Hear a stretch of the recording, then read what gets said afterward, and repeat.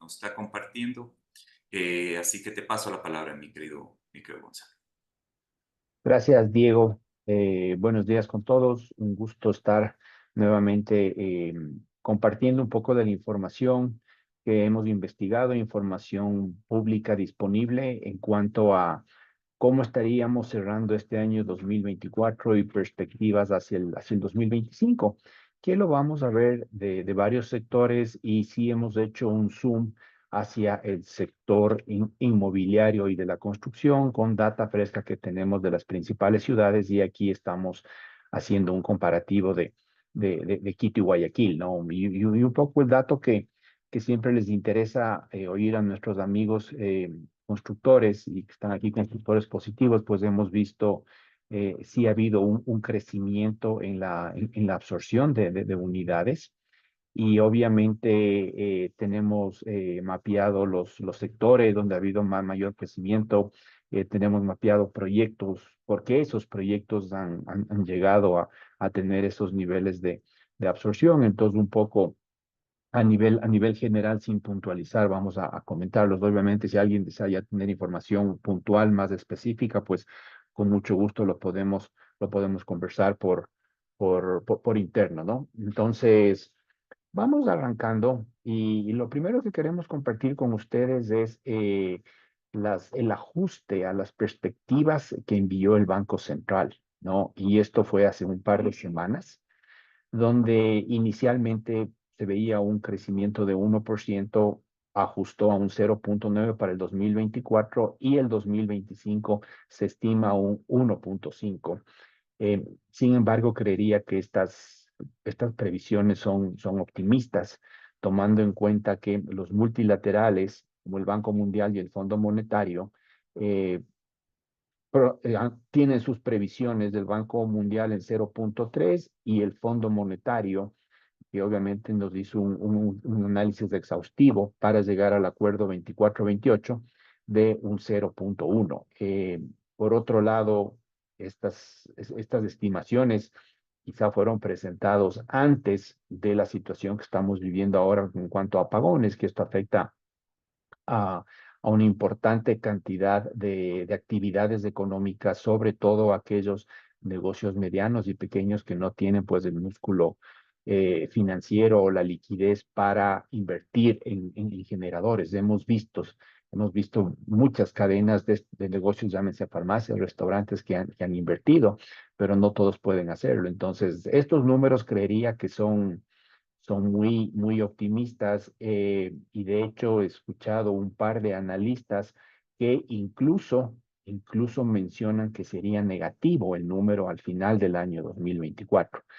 Uno y menos 0,1, que están más cercanos a los números de los multilaterales. Pero esta es la información oficial que tenemos y aquí quiero mencionar brevemente el último informe del Banco Central sobre el segundo trimestre de este año que se contrajo en 2% comparado con el segundo trimestre del 2023. Y entre algunos indicadores que veíamos es la disminución en consumo del gobierno en cuanto a ciertos bienes y servicios, disminución en consumo de los hogares, menor inversión, como lo mide el Banco Central, sobre todo en el sector de la construcción, que es mucha gente del foro que está acá presente hemos visto que no se ha visto, que no se ha ejecutado eh, casi nada de inversión pública. Y por otro indicador, ligeramente subieron las importaciones en el segundo trimestre. Sin embargo, las importaciones ya vamos a ver que en el acumulado del año están negativas. Entonces, son cuatro indicadores que obviamente nos permiten ver cómo ha venido el comportamiento de la economía con una desaceleración que le empezamos a sentir en el segundo semestre del 2023 con un poco los temas políticos que ya lo vimos de muerte cruzada, elecciones anticipadas, etcétera. Ahora estamos ya nuevamente en un periodo preelectoral. Entonces, todo eso ha hecho que se vea este comportamiento de la economía y más aún ahora con apagones. Sin embargo, las perspectivas para el próximo año En algunos sectores de minería estamos hablando de un 0.7, en manufactura de productos no alimenticios un 1.4, mientras que este año un 0.2, construcción este año un 0.4 y se estima un mejor comportamiento hacia el 2025 con un 0.9, electricidad este año creció un 2.5, para el próximo año un 4.2, si vemos manufactura de productos alimenticios, este año un 1.5 y hacia el siguiente 2.5, entonces comercio este año 0.6, el siguiente 1.9. Como les mencioné, son las cifras oficiales, pero creería que los números en muchos de estos sectores van a ir variando, ¿no? Algo que vemos acá es el tema de restaurantes y alojamiento, una contracción este año, que eso ya se lo está sintiendo, sobre todo ahora con tema de apagones y para el próximo año una recuperación, ¿no? Y el sector de restaurantes es importante tener presente que generalmente el último trimestre del año es favorable. Por diciembre, fiestas de Quito, temas de fin de año, cenas, celebraciones, etcétera. En noviembre, el feriado de Cuenca, que el turismo nacional generalmente sale y obviamente hay consumo en restaurantes. Y en el mes de octubre, que ya fueron las fiestas de Julianas en Guayaquil. Entonces, un sector que generalmente el último trimestre es positivo, pues parecería que este año con los apagones sí va a tener un impacto importante. Y se ve positivo la parte de pesca y acuicultura, ¿no? Con un 5.8 y para el próximo año un 4.4.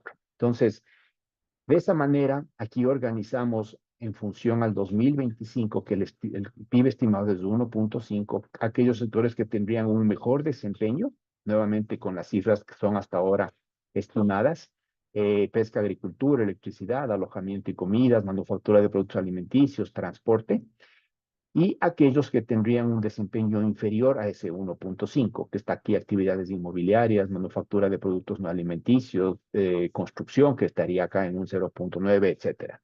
Pero algo quizás que nos da un poco de aliento, en este último informe del Banco Central se ve que el consumo de los hogares probablemente tocó piso, tocó fondo en el 2024, ¿no? Se estima un crecimiento de 0.2 de lo que venía en 7.4, 1.4 y se estima un 1.3 hacia hacia el siguiente año. Un indicador duro que manejamos para validar el consumo de los hogares que viene a la baja es importaciones de autos. En Ecuador es un país en cual el ecuatoriano primero compra el auto y luego piensa en comprar una vivienda, mientras que en otros países es lo contrario, primero la vivienda y luego el auto. Entonces, el ver cómo se han caído alrededor de 19% en unidades las ventas de enero-septiembre 24 versus 23 es un indicador que valida cómo el consumo de los hogares ha disminuido y de igual manera las importaciones. Y aquí vemos un poco las previsiones de los multilaterales, el Banco Mundial, el Fondo Monetario y las azules del que vimos hace un instante del Banco Central de 1.5 para el 2025. El Banco Mundial hablaba de 1.6, el Fondo Monetario estaba hablando de 1.2 y hacia el 2026 una tendencia incluso mejor. Sin embargo, creería que mucho va a depender de qué pasa en el primer trimestre del próximo año y cómo se va dando el comportamiento electoral en cuanto hay 16 binomios, habrá que ver quizás cuáles van a ser las ofertas de campaña y si alguien nos va a decir temas reales justamente para enfrentar los retos y los problemas que atraviesa el país. Pero estas son las estimaciones que tenemos tanto del Banco Mundial como del Fondo Monetario, positivo hacia el 2025 y hacia el 2026. Nuevamente, como digo, habrá que ver con el tema electoral. Sin duda, algo positivo que venimos viendo es la evolución del riesgo país. No, como viene disminuyendo actualmente, se encuentra en los 1100. A diciembre cerramos diciembre 23 en 2000 puntos, ahora en 1100. Es una tendencia favorable y el precio del petróleo estuvo alto el primer semestre, bajó un poco y se ha recuperado. Hablamos a niveles de 74 el barril actualmente. Entonces, esto sí creo que es algo positivo, sobre todo considerando, si analizamos los últimos 4 años, estuvimos, después de que ganó Lazo, estuvimos por debajo de 1.000, llega el paro nacional de junio del 22 y se disparó, creció y desde ahí no hemos vuelto a bajar de los 1.000 puntos. El Fondo Monetario en su análisis estimaba que para el próximo año podríamos estar a niveles inferiores de los 1.000 puntos, quizás a nivel que estábamos aquí, 700, 800, y con eso Ecuador podría entrar a mercados internacionales nuevamente a emitir deuda.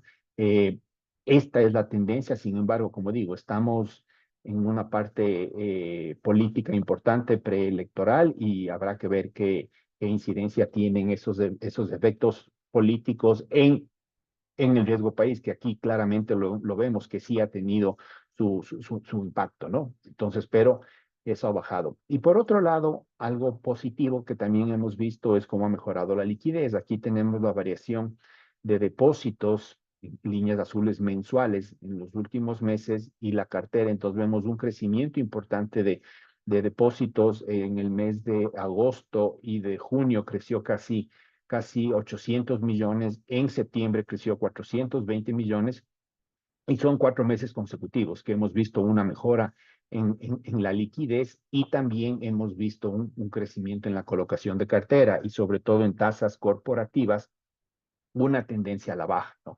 Y esto lo vemos en esta línea azul, que es la variación anual de depósitos, como viene creciendo de lo que se mantuvo por debajo de la línea de crecimiento de cartera desde julio del 2021. Fue la última vez que los depósitos estaban creciendo a mayor ritmo que la cartera y luego retoma ese crecimiento hace 4 meses. Y desde ahí vemos una liquidez que es positiva. Y esa liquidez obviamente ha sido impulsada por un importante superávit comercial. Ahora, ese superávit comercial ha sido favorable, lo vamos a ver más adelante, pero hay que tomar en cuenta lo que ya mencioné. Han disminuido las importaciones, lo cual tampoco es un buen indicador porque eso es menor consumo de los hogares. Pero ese superávit comercial es lo que ha permitido mayor liquidez y eso lo estamos sintiendo de igual manera con menores tasas de interés. Y hay que estar atentos, aquí tenemos los últimos datos a septiembre, que se ve un deterioro en la morosidad. Este indicador es de la banca. Si incluimos el indicador de cooperativas, vemos un 5.2. Y ese 5.2 es casi el doble del nivel de morosidad que tuvimos en el 2022. Entonces, ahí sí tenemos que estar atentos y se siente un sobreendeudamiento de los hogares ecuatorianos. Si analizamos la composición de la cartera, un par de años atrás, vemos cómo ahora han aumentado los montos y los plazos. Ejemplo, la cartera de consumo, el mayor plazo, si no me equivoco, estaba a 180 o a 360 días. Hoy en día eso ha subido a 2 años y medio. Entonces, claramente se puede ver cómo viene creciendo los plazos y ese endeudamiento. Entonces, eso en cuanto a algunos datos macros. ¿Qué ha pasado con el IVA luego de que el IVA subió? Y este análisis es interesante. Aquí hemos compartido la recaudación mensual de IVA.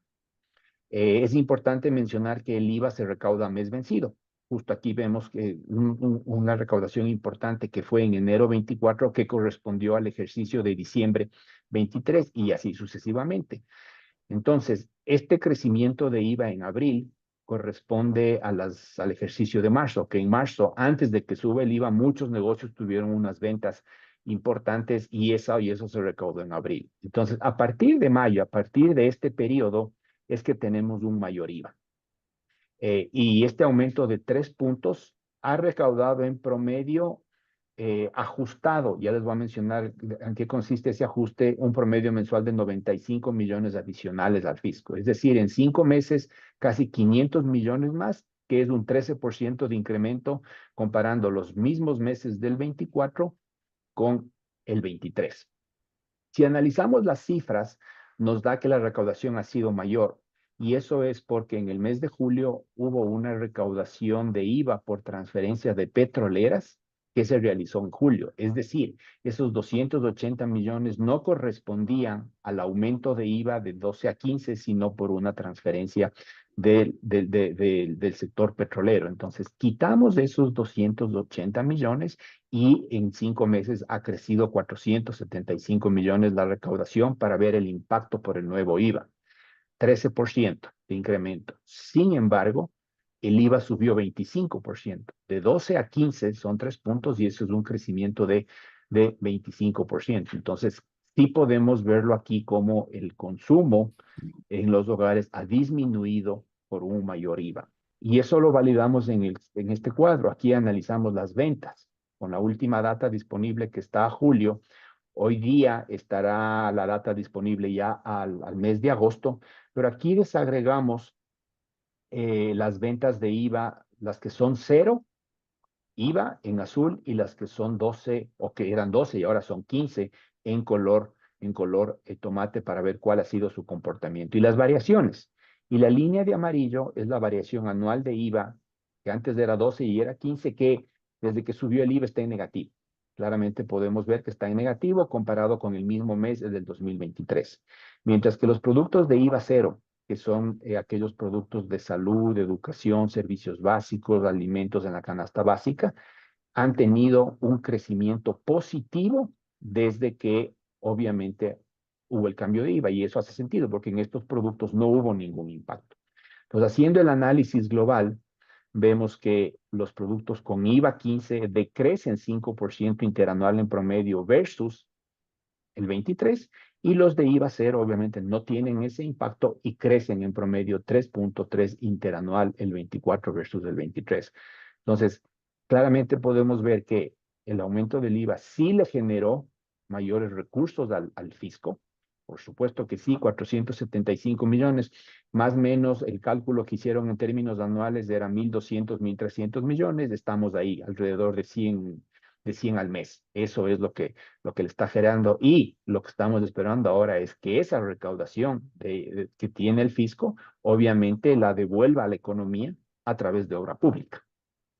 Eso es lo que estamos esperando para que dinamice el empleo, dinamice la economía y el sector que más dinamiza, todos sabemos, que es el sector de la construcción. Entonces, eso en cuanto al impacto del IVA en resumen. Mayor ingresos para el fisco, sí, pero menor consumo en los hogares. Y para hacer una revisión, un resumen de cifras coyunturales, aquí tenemos la recaudación tributaria acortada a septiembre, información que se publicó justo el día de ayer, y vemos que hay un crecimiento del 16.4. Pero ese crecimiento se da ¿por qué? Por las contribuciones temporales y las autorretenciones. Que en las autorretenciones es muy importante mencionarlo, que muchos contribuyentes van en este año con su autorretención, van a pagar más IVA del que tendrían que pagar al final del día cuando ven sus números y sus ventas. Eso generará un crédito tributario para estos contribuyentes, con lo cual eso le quitará liquidez al fisco en el siguiente periodo, que es el 2025. Y por otro lado, si no me equivoco, son cerca de 500 millones en contribución seguridad por tema de solidaridad, que tampoco tendrá el gobierno el siguiente año. Entonces, la recaudación este año ha sido positiva, principalmente por las contribuciones temporales, autorretenciones, y aquí vemos en el IVA, que ya explicamos anteriormente, que ha habido un crecimiento. Crece ISD, venía disminuyendo, nuevamente lo pusieron a un 5% y crece el ISD, que más o menos al año le ha estado dando 1.200 millones al gobierno. Y el ICE sí disminuye levemente, pero al final del día, con las 3 reformas que le aprobó la Asamblea al gobierno de Novoa, llegó a tener recursos, más o menos de estos 1.800 adicionales, que ese es el reto y ese es un acondicionamiento del Fondo Monetario para la revisión, que estos ingresos que han sido en su mayoría temporales, cómo los va a hacer permanentes de aquí en adelante. Y para que exista el siguiente desembolso a fin de año de 1.000 millones, tiene que verse ya algunos temas como esta reforma tributaria que he mencionado con ingresos permanentes y también el manejo o la focalización de los subsidios, que ya lo hizo eh, Extra y Gasolina Ecopaís, pero habrá que ver cómo lo maneja lo del diésel, que ahí sí es el fuerte por el tema de transportistas. Otra variable interesante que monitoreamos y ya la comentamos, ventas de autos nuevos. está abajo un 19%. Van a ver que es el mismo número que tenemos en nuestro reporte de ventas en dólares, esto está en unidades, del reporte que tenemos en dólares es del mismo número, 19% abajo. Aun cuando en los últimos meses algo ha querido mejorar, pero este es el comportamiento. Y lo que mencioné, un superávit comercial muy positivo, 4.700 millones en el acumulado enero-agosto, comparado con el 2023, son 270% de crecimiento.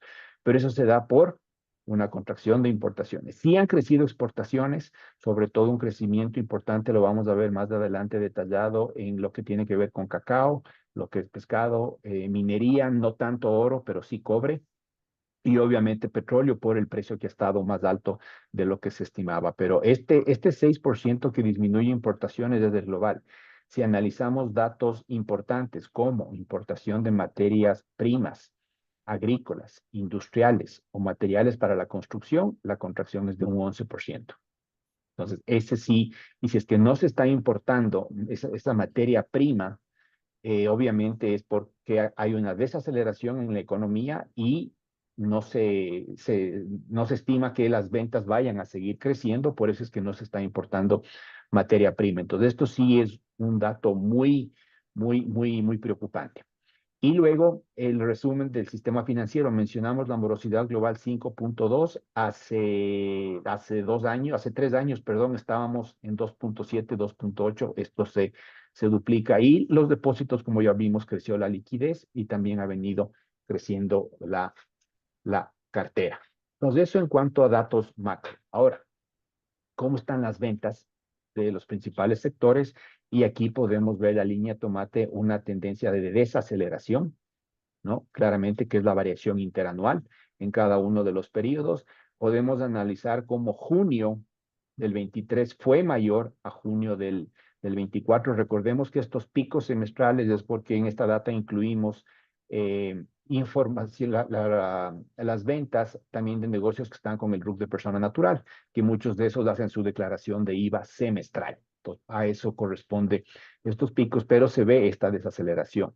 Ahora, si bien julio 24 las ventas suben 2.4 versus julio 23, el acumulado del año, el year to date, enero-julio, es negativo 1.3, 24 versus 23, como lo vemos aquí. Quitan todos los sectores de una manera agregada, 1.3 las ventas acumuladas negativas, mientras que en el año anterior, el 23 versus el 22, veíamos un 7% de crecimiento, ¿no? Y lo que mencionamos, a partir del año anterior, el primer semestre fue positivo, tuvimos crecimiento, sin embargo, a partir del segundo semestre, que ya hubo el tema de muerte cruzada que lo mencionamos anteriormente, elecciones anticipadas, campaña electoral, etcétera, eso influye en la parte económica y como vimos también el riesgo país se disparó. Y aquí casi todos los sectores estaban en azul y ahora tenemos un sector de agricultura que está en azul.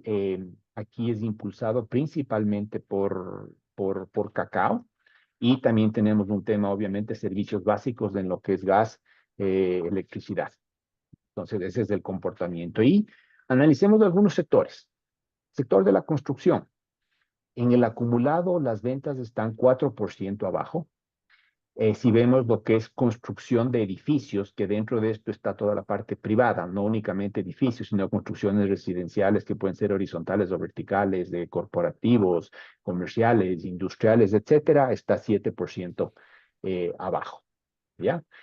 Cemento, vemos un 8% abajo. Acero, vemos un 8.8% abajo. Dos variables que generalmente van de la mano y es la data dura para ver el comportamiento del sector. Entonces, claramente podemos ver que en dólares esto ha bajado. Sí hemos visto también que en precios ha habido una baja, obviamente, por la situación está un poco complicada, el volumen tal vez es quizás un poco inferior también al volumen del año anterior, pero este es el indicador. Ahora, recordemos que en la parte de cemento, estas ventas, cuando una cementera vende 10 toneladas, las 10 toneladas se facturan en este mes de octubre. De igual manera en acero, cuando vendo 10 toneladas se facturan ahora en octubre. Mientras que el constructor, cuando vende una vivienda, esa vivienda no se factura el 100% en octubre. Tal vez se facturará ahora el valor de la reserva, que será 1, 2, 3%, dependiendo del proyecto del constructor, y la diferencia se va facturando conforme avanza la obra, que más o menos hablamos de 2 años y medio o 3 años. Entonces, estas ventas que estamos viendo aquí corresponden a proyectos nuevos en las reservas y también proyectos que arrancaron quizás hace 2 años y medio y que ya se están entregando, ¿no? Porque de esa manera es como se está registrando esta información, pero al final del día existe una tendencia negativa. Y aquí podemos ver el comportamiento, la línea en cemento, como las ventas del 2023 fueron mayores a las de este periodo, si bien hay una tendencia positiva, pero fueron mayores del año anterior, y de igual manera en lo que es acero, ¿no? Y podemos ver, ejemplo, marzo, antes de que suba el IVA, un pico de ventas mayores que tuvimos aquí, y vamos a ver más adelante, pasó en varios sectores.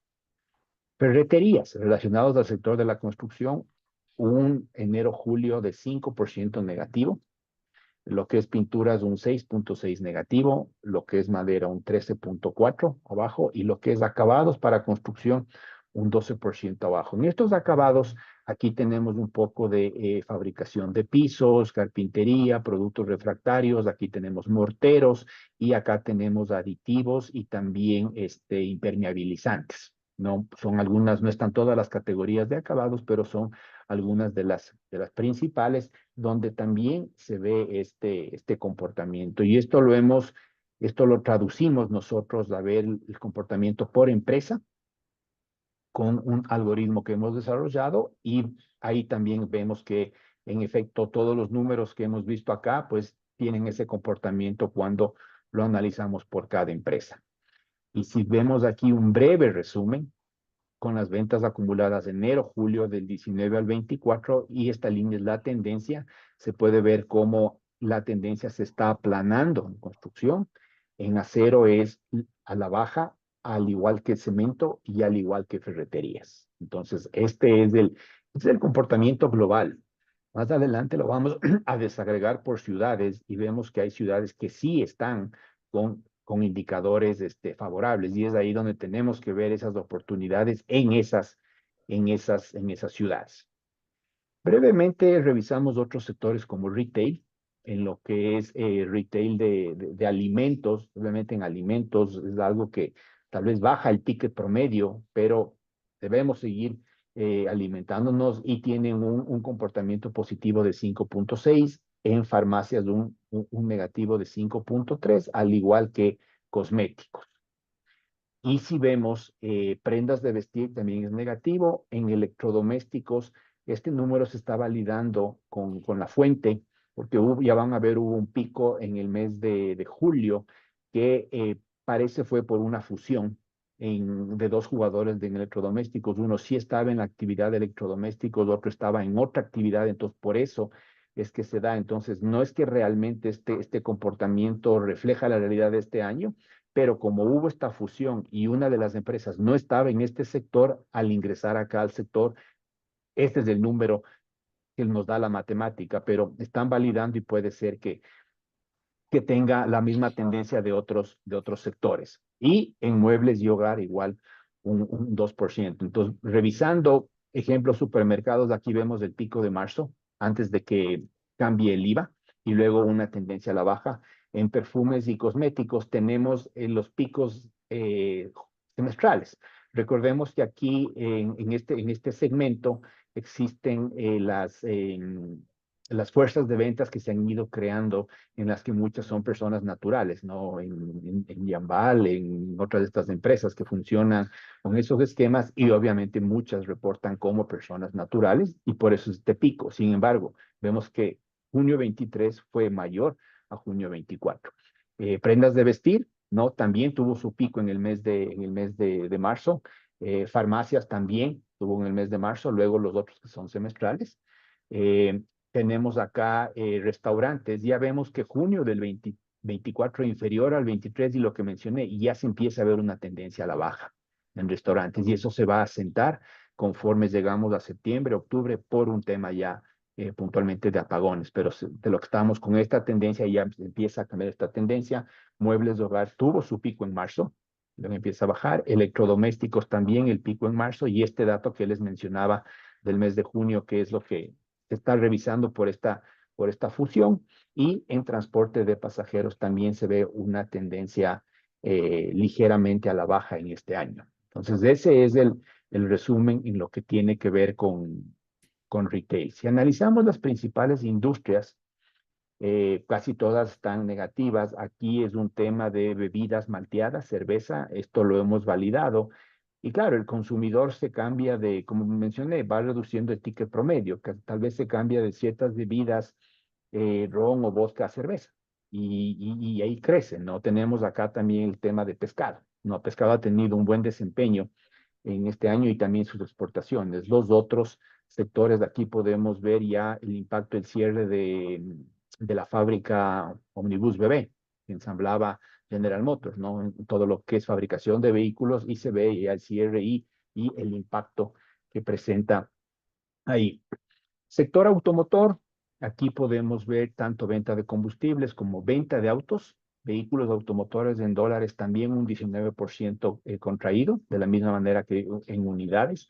A nivel global, el sector automotor, incluyendo venta de partes, mantenimiento, automotores, etcétera, casi un 10% a la baja. Transporte, vemos aquí un 4% a la baja, pero el indicador que más ha sido es transporte de carga de carretera. Hace un año estaba un 28% arriba, ahora está un 1.7% abajo. Entonces es el reflejo de que hay menos mercadería que se ha estado fabricando, como mencionamos anteriormente, menores importaciones de materias primas, entonces menor mercadería que se ha estado fabricando y que por ende se transporta de fábrica hacia sus canales de distribución, ¿no? Y lo vemos acá. Transportes de pasajeros por vía aérea, ya lo vimos, una leve contracción de un 2.5. Entonces la situación se pone un poco compleja y nuevamente quizás se toman ciertas reuniones de manera virtual, y en lugar de viajar para tener un control de gastos. Eh, Sector salud, aquí lo hemos desagregado, se contrae un 13%, principalmente en hospitales, y eso lo vemos, tuvo un crecimiento importante en el 23 y obviamente disminuye. Sí está ligeramente igual, inferior que que el 2022, pero principalmente fue este crecimiento importante que tuvo en el 2023, porque luego lo que es médicos y odontólogos, hay una ligera contracción de un 3.7 que quizás está dentro del comportamiento de la economía. Y Orecas, el acumulado a julio, como vimos, tiene menor que el año anterior, pero ya vemos esa tendencia que está hacia abajo. Y aquí tenemos lo que es caterings también con una contracción importante. Al final del día está en 0.3. Ahora, un par de sectores que obviamente han crecido es educación. Un tema de educación que antes crecía a 10, ahora crece un 5. Ya vamos a ver más adelante, hemos preparado un análisis también de rentabilidad por sector, y sin duda uno de los sectores con mayor rentabilidad es el sector de educación. Entonces, es algo que obviamente sigue creciendo, no dejamos de educar a los hijos, y de manera importante se ve como en enseñanza superior, que esto ya es eh, tercero y cuarto nivel, sigue creciendo. Entonces hay el interés de capacitarse, de seguir creciendo para la carrera profesional de cada uno, ¿no? Entonces eso sin duda es positivo, porque eso nos genera mejores personas y mejores profesionales. Seguridad, obviamente que esto viene creciendo, menos que el año anterior, pero todo lo que es empresas de seguridad física, en temas de blindados, en temas de vigilancia, etcétera, viene, viene creciendo de manera importante, ¿no? Aquí podemos ver un tema de guardaespaldas, servicios de escolta y guardaespaldas, que mantiene un crecimiento importante. O sea, desgraciadamente esa es la realidad en la que estamos viviendo. Alimentos se mantiene, o sea, tiene un crecimiento 1.1. Aquí se ve claramente lo que mencionamos, un tema de pescados. En agricultura también, este crecimiento importante es por cacao. Las exportaciones de cacao crecieron de manera importante, el precio por tonelada subió, y obviamente tuvieron unas condiciones climáticas desfavorables en África. con lo cual los otros productores de cacao, lo cual le favoreció al cacao ecuatoriano, ¿no? Y en exportaciones vimos un crecimiento alrededor del 12%, y tenemos esto de acá de frutas que vemos, es lo que mencioné hace un instante, la parte de cacao. Aquí tenemos tema de en minería también levemente, como mencioné, es más cobre porque en lo que es oro disminuyó levemente, pero subió la parte de cobre. Y en lo que es la acuicultura marina, que aquí es camarón, viene, el volumen se viene manteniendo, sin embargo, esto es por precio. Entonces, esto una breve revisión de los sectores. Y aquí, como mencioné, hemos hecho un análisis de, esto es margen bruto, ¿no? Luego de esto viene ya gastos operacionales, administrativos, etcétera, para llegar a una utilidad neta. Pero lo que nosotros hemos podido desarrollar es analizar todos los sectores, vemos cómo están sus ventas y exportaciones, analizamos de igual manera sus compras e importaciones y generamos un margen bruto, ¿no? En el cual vemos que a nivel país, aquí están las principales actividades, se mantienen un 23,3, 23 ha subido ligeramente a un 23,8. La información del 2024 está hasta julio, de los otros años es completa, ¿no? Entonces, aquí un sector que es muy importante, estamos analizando el sector de la construcción, viene manteniendo su margen, sí, es un margen inferior al promedio, pero viene manteniendo su margen en doble dígito, ¿no? Un 19, 18%, luego ya vendrán sus deficiencias, vendrá ya su parte de gastos operacionales, gastos administrativos, de tal manera de cómo puede eficientarlo. Mencionamos el sector de enseñanza, quizás el que tiene mayor margen bruto, hablamos de casi un 50% en lo que tiene que ver margen de igual manera, servicios administrativos y de apoyo. Dentro de esto está el tema de actividades de seguridad, por ejemplo, que se puede ver este nivel de margen. En lo que es manufactura, donde está manufactura, cemento, acero, morteros, pisos, etcétera, materiales para construcción y materiales para otras industrias, vemos que mantienen un 22 y comercio en un 22. Esta data nosotros la monitoreamos mes a mes y obviamente aquí está a nivel agregado.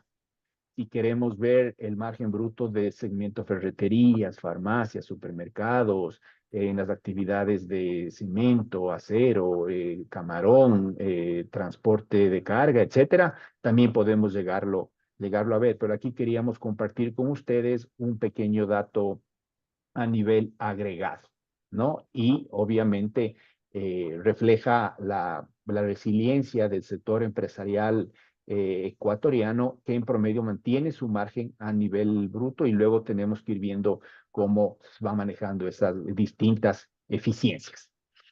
Eso en cuanto a datos de los principales sectores. Ahora queremos hacerle un zoom al sector inmobiliario, ¿no? Tomando en cuenta que aquí están nuestros queridos amigos de constructores positivos, y lo vamos a analizar de algunas ópticas. En primero, tomamos los datos del INEC, fuente oficial, en cuanto a los permisos de construcción. Con los permisos de construcción que han ingresado en estos GATS de las principales cantones, cuántas viviendas se estimaban construir en cada uno de estos periodos. Y primer dato global, vemos que la contracción del año anterior fue un 17,5%, una cifra muy alineada con el indicador que manejan muchos constructores, que es del número de reservas de vivienda. Si bien existen luego resiliaciones, pero el número de reservas es un indicador que se maneja y estamos muy alineados a ese sector.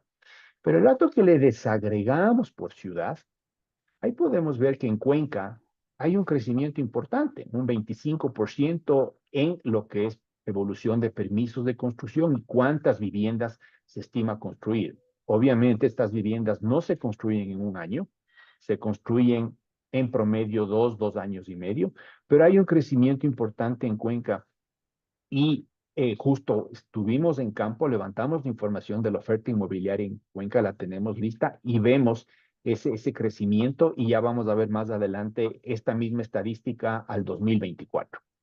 De igual manera en Ambato, hay un crecimiento importante en Ambato. Vemos en Ibar, obviamente San Borondón es puntual porque pueden ser un par un par de proyectos, pero existen algunas ciudades donde existen esos comportamientos importantes. Puerto Viejo quizás una contracción muy pequeña. Entonces, geográficamente, cuando empezamos a hacer un zoom in a la data, se empiezan a ver justamente esos comportamientos y esas oportunidades. Y aquí hicimos un cálculo anual compuesto del 20 al 23 y obviamente no todas las ciudades tienen ese comportamiento negativo. Si es que vemos la película más a largo plazo, sobre todo considerando, como mencioné anteriormente, que estas viviendas que estamos viendo acá, en función a los permisos, no se construyen en un año, sino 2 años o a veces 3 años o más. Entonces, eso por un lado. Y cuando analizamos la data al primer trimestre del 24, en el caso de Quito, el INEC no publicó la data al primer trimestre del 24, hasta el día de ayer revisamos y no estaba, pero en algunas de las ciudades que vemos relevantes, hay un pico en número de permisos de construcción en Guayaquil. Cuenca, si bien disminuye, tiene una tendencia favorable y vimos los números anteriores de Cuenca. En Ambato también hay una tendencia positiva y un comportamiento positivo interesante. No, como digo, el de Quito no tenemos, pero ya lo vamos a ver a partir de la siguiente lámina, el comportamiento de Quito y creería que es positivo porque vimos un aumento en cuanto a la oferta y en cuanto al número de proyectos, ¿no? Que eso ya lo vamos a ver. Una variable importante son los créditos hipotecarios. Y aquí hicimos desde el 2010 que empezó a funcionar el BIES hasta el 2023 en términos anuales y acá está el primer semestre del 24, donde sin duda hubo una contracción en el total de créditos que se colocaban, pero quizás hubo un cambio claramente en cómo estaban compuestos, porque en este periodo el BIES llegó a tener el 66% del mercado y ahora el BIES tiene el 32% del mercado. Esa parte la ocupó el sistema financiero privado. El mejor año fue el 2018, que se desembolsaron cerca de 2.000 millones, luego vino la pandemia, etcétera, y en el 2022 estuvimos bordeando los 2.000 millones nuevamente. Sí se contrajo en el 23, vimos también la contracción en número de permisos, que fue alrededor de un 17%, y los datos al 2024, comparando el primer semestre, también se ve una contracción, ¿no? Que vimos toda la curva de la economía a nivel global, cómo se venía desacelerando, ¿no? Entonces, al primer semestre del 23, el sistema financiero colocó más o menos 700 millones y al primer semestre del 24, 578 millones, una contracción del 17%. Sin embargo, en el crédito promedio subió. Y el BIES también, vimos aquí sus momentos más altos que colocaba 1.200 millones, pues ahora está colocando la mitad. 600 millones.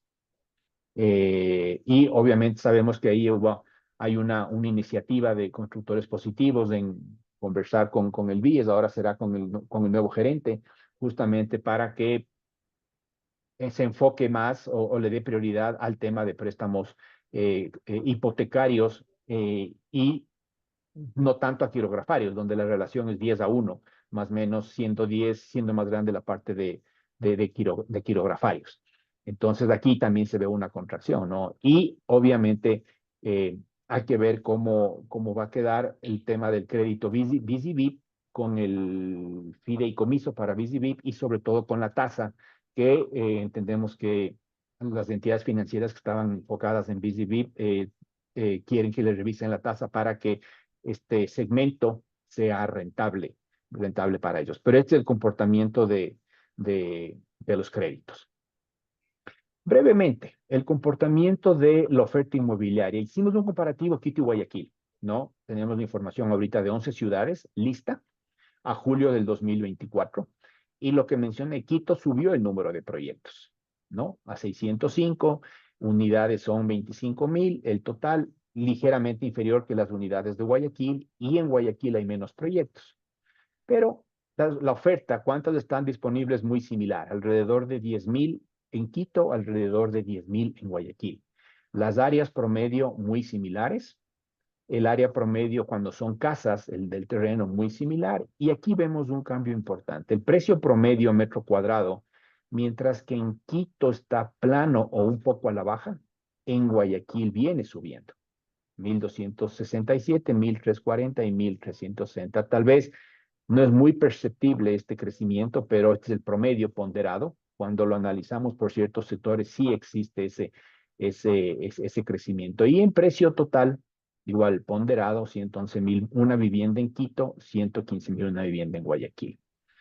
La absorción sube en Quito, ¿no? Les mencioné hace un rato, creemos que la tendencia en Quito también es positiva y sí, de 0,76 unidades vendidas al mes por proyecto pasa a 0,86. Este dato es importante tenerlo presente porque obviamente es el promedio del mercado unidades al mes por proyecto. Y cuando lo desagregamos por sectores, que lo vamos a ver más adelante, hay algunos que sí venden 2 o 3 unidades al mes nuevamente en promedio. Y en Guayaquil hablamos de 3,24. Recordemos que este indicador es por proyecto. Entonces, a esto hay que multiplicarle por los 106 y en Quito hay que multiplicarle a esto por los 600 proyectos, ¿no? No hay que verlos únicamente en términos absolutos, sino considerando la variable que también es por proyecto. Número de meses en oferta sube de manera importante en Guayaquil a casi 40 meses. Quito se mantiene en los 3 años, 34, 35 meses. Unidades disponibles, tamaño del mercado muy similar y de igual manera en metros cuadrados totales. Acá 2,2 millones, acá 1,8. Entonces, ligeramente se bajó el número de metros cuadrados en Guayaquil y subió en Quito. Y claro, pasamos de 546 a 605 proyectos. Y aquí vamos a hacer un comportamiento interesante. De esas, perdón, regreso, de estas 9.300 unidades en Quito y de las 11.000 unidades disponibles en Guayaquil, ¿cómo es su composición? Es decir, cuántas están en planos, cuántas en obra muerta, cuántas en acabado y cuántas en terminado. Y voy a analizar el segmento terminado. Vemos que en Quito, de esas 9.300 unidades, las que corresponden a casas, casi un 30% están terminadas, es decir, listas para ser entregadas. Esto genera, obviamente, un costo financiero a los constructores y lo importante es que haya rotación de ese inventario. Y en departamentos sí hay una tendencia positiva, de un 27 baja a un 19%, ¿no? Sin embargo, comparemos con Guayaquil y las unidades terminadas representan el 1,3% del total y en departamentos igual el 1,3%. El fuerte está en planos. Entonces, claramente estamos viendo que existe mayor inversión, mayor desarrollo de proyectos nuevos en Guayaquil que en Quito. Quito en planos, en departamentos tenemos el 32% de unidades en planos, es decir, la mitad de Guayaquil, y en casas un 15%. Entonces, aquí claramente podemos ver que hay un producto en inventario que no está rotando. Podemos quizá ver también que hay una sobreoferta y por eso veíamos en el cuadro anterior como el precio por promedio metro cuadrado en Quito es flat o un poco a la baja, mientras que en Guayaquil viene subiendo. No se están quedando con este inventario y existen proyectos en planos. Entonces, estos dos cuadros nos permiten ver el comportamiento, la salud que tiene. En este caso hemos comparado Quito y Guayaquil, pero es a nivel general. Cada proyecto es distinto, cada sector es distinto, cada zona es distinta y ya depende de la estrategia que tenga cada constructor. Hay constructores que clientes nuestros y nos dicen, el precio promedio en metro cuadrado, de ejemplo, en Cumbayá está a 1.700 y yo vendo a 1.500 y soy rentable. Menor rentabilidad que antes, pero soy rentable y quiero rotación. Y tienen absorción y rotación. Hay otros que dicen, está en 1.700, tengo un producto premium, tengo juguetes, tengo todo, vendo en 1.800 o 1.900. Se demoran más. Ya depende de la estrategia de cada uno, donde si quiero mayor rotación o quiero mayor rentabilidad, ¿no? Entonces, eso es lo que podemos ver. Entramos en la parte final y simplemente un resumen de los 605 proyectos que hay en Quito. ¿Cuántos son casas y departamentos? Y ejemplo, el norte central tiene un producto determinante de departamentos, hay muy poco espacio de tierra. Valle de los Chillos es más casas. Norte extremo también es más departamentos. Cumbayá, claramente podemos ver cómo ha cambiado la tendencia y ahora es más departamentos que casas. Tumbaco es más casas. Calderón, casas. Pomasqui, o más que casas, ¿no? Esto a nivel general. Y de las 9.300 unidades, igual el fuerte, 2.080 unidades, están concentradas en el norte central, luego 1.800 en Los Chillos y 600, 700 unidades en el Valle de Cumbayá. Ahora ya desagregamos Cumbayá y Tumbaco y en Tumbaco vemos 1.280 unidades, principalmente casas, ¿no? Ver cómo está compuesta la oferta. Si vemos por área, el área promedio son 88 metros cuadrados en promedio. Hay ciertos sectores que son inferiores y lo que ahora vemos la tendencia es menor área, justamente ¿por qué? Por la situación económica, para tener también un precio que sea competitivo y con menor área el valor total es mejor. Donde hay mayor área en promedio, lo estamos viendo en Tumbaco. Sin embargo, en casas, en Cumbayá, llega a los 200 metros cuadrados. Y el precio promedio ponderado 1.262, como lo hemos visto, y el más alto en Cumbayá, 2.100 en lo que es departamentos, 1.500 en lo que es casas. Les mencionamos, el promedio entre los dos nos da 1.700. Norte Central, 2.000 en lo que es departamentos y 1.100 en lo que es casas. Por eso hemos mencionado que los dos sectores que compiten son el Valle de Cumbayá y el Norte Central, porque tienen el mismo producto con un precio muy similar. Y ya va a depender de los servicios, de la ubicación, de los amenities, lo que le guste más a la gente. Y sí estamos viendo que hay gente que está regresando a vivir en el Norte Central. No en todos los sectores. Hay que analizar en qué sector y más adelante les vamos a compartir unos gráficos. Absorción, 0.86, pero es increíble. Hay un proyecto de casas en el Norte Central que vende 2.2 unidades. Si quieren saber cuál, pues con mucho gusto nos podemos reunir y podemos analizar ese proyecto, qué le hace que sea exitoso y pues ahí podemos ofrecerles la consultoría. Tenemos aquí en el norte central, en lo que es departamentos 1.6 de absorción, en lo que es Cumbayá 1.1 de absorción en departamentos, ¿no? Están ahí. Y claramente en el sur también el producto de departamentos absorbe casi 2 unidades al mes. Entonces todo esto lo podemos llegar a desagregar a nivel de cada proyecto. Ahora, número de proyectos nuevos. ¿Cuántos proyectos nuevos entraron en este año 2024? 152 proyectos nuevos. Vimos que hubo un crecimiento importante de 540 a 600. Entonces, algunos ya salieron de la oferta porque vendieron todo y entraron estos proyectos. ¿Dónde están ubicados los proyectos? En lo que tiene que ver casas, en Los Chillos, 27 proyectos nuevos, en Calderón, 34 nuevos, en Pomasqui, 14. En lo que es departamentos, en Tumbaco, 11, perdón, en Cumbayá 11, en Tumbaco 7 y en el norte central 15 proyectos nuevos. Y quisimos compartir con ustedes esos proyectos nuevos, cuál es el histórico. Y miren algo muy interesante. Vimos que la absorción en toda la oferta es 0.86, pero la de proyectos nuevos es 1.09. Entonces, es importante entender, investigar y estudiar esos proyectos nuevos, qué están haciendo, porque están vendiendo más que la oferta total, con un precio promedio que es muy similar, o es el precio promedio a nivel general es el mismo, pero esto lo desagregamos. Ayer estábamos revisando la data y existen algunos sectores, de ejemplo, Cumbayá, donde están un 15% menos el precio promedio que la oferta. En Tumbaco igual. Entonces ahí viene justamente la estrategia. Quiero mayor rotación de ventas, quiero rentabilidad y no tener tanta rotación de ventas. Ya vimos el margen bruto, se mantiene en un 19% como margen bruto anual, ¿no? En el sector de la construcción. Entonces ya depende la estrategia de cada uno, pero podemos ver acá que existe mayor rotación, un precio similar, el área es la misma, veíamos 88, 89 y obviamente estos nuevos proyectos ingresaron 4.300 unidades y de esas están disponibles 2.900 porque la diferencia se vendió y este es el tema de la absorción. Eso por un lado. Y finalmente queríamos compartir con ustedes, es importante conocer también la demografía del sector donde yo voy a estar.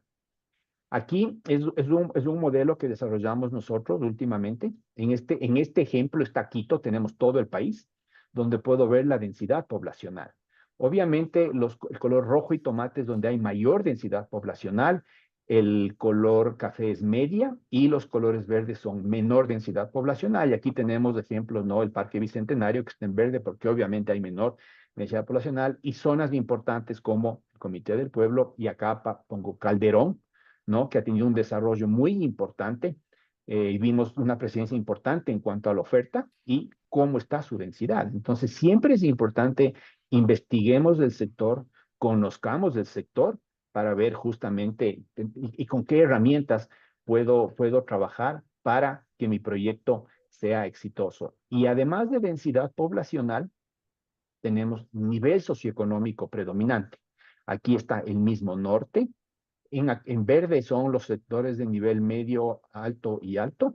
En café en nivel medio, en tomate en nivel medio bajo y en rojo en nivel bajo. Entonces, analizando nuevamente el Comité del Pueblo, es un segmento medio, medio bajo. Y Calderón hay algunos puntos muy pequeños de nivel socioeconómico medio alto, pero la mayor parte acá en Calderón, y podemos irnos hasta toda la parte de acá atrás, Carapungo, Calderón, Llano Grande, es un nivel medio bajo. Entonces, es importante nuevamente que conozcamos bien el sector, analicemos. Aquí hemos visto casos de clientes que entraron con un proyecto espectacular, casas de $300,000, que era espectacular, pero en una zona donde se vendía hasta 200,000. Entonces, estaban con el producto muy bueno, pero en la zona incorrecta. Entonces, sí es importante que entendamos bien la demografía, los comportamientos y obviamente ver qué está pasando con sectores interesantes, ¿no? Y finalmente, sí quiero compartir un poco lo que mencionó el presidente, y lo he dicho ya 2 veces. Se compromete en reactivar el sector de la construcción. Lo dijo el 22 de julio en reunión que tuvo con un grupo importante que está aquí en Constructores Positivos, y lo volvió a decir hace un par de semanas en Machala, pero no ha ejecutado. Entonces, esperemos que lo que mencionamos, ese incremento en recaudación tributaria, puntualmente vimos el caso del IVA, 500 millones adicionales, los ponga nuevamente en obra pública, ¿no? Entonces, eso dijo que se dedicó los primeros 6 meses, luego dijo los primeros 9 meses en poner en orden las finanzas públicas, y que el resto se dedicará a obra pública con recursos que llegan de las multilaterales, incluso entregó garantías a ciertas prefecturas, pero aún no se ha visto ejecutado. Y donde vemos un poco de oportunidades, muchas cosas que están acá. La gente de Constructores Positivos lo conoce porque han estado trabajando muy de cerca con el gobierno. El gobierno va a recibir 3.500 millones de multilaterales, de los cuales 1.700 podrá utilizar para igualarse en pagos y obra pública. Sí, tiene cerca de 5.000 para igualarse en pagos, pero esto ayuda. Han tenido reuniones con el presidente para dinamizar el sector de la construcción. Falta ver resultados por ejecutar. Ya mencioné, el presidente ha entregado garantías a prefecturas para desarrollo de obra pública.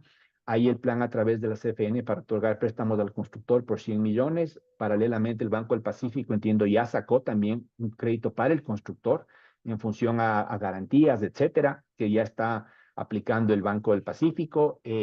Mencioné el tema del fideicomiso, donde entiendo la CAF está aportando, y aquí habrá que ver qué pasa con el tema de tasas de interés. Mencionamos el tema del BIES en la colocación de créditos hipotecarios. Hemos visto estudios que hemos hecho Guayaquil, Cuenca, Quito, un desarrollo muy importante de plazas comerciales a nivel nacional, y de igual manera un aumento en licitaciones de obra pública, infraestructura y también en distribución eléctrica. Entonces, esperemos que esto se empiece a ejecutar para que se dinamice el sector. En temas de minería ya son cosas palpables.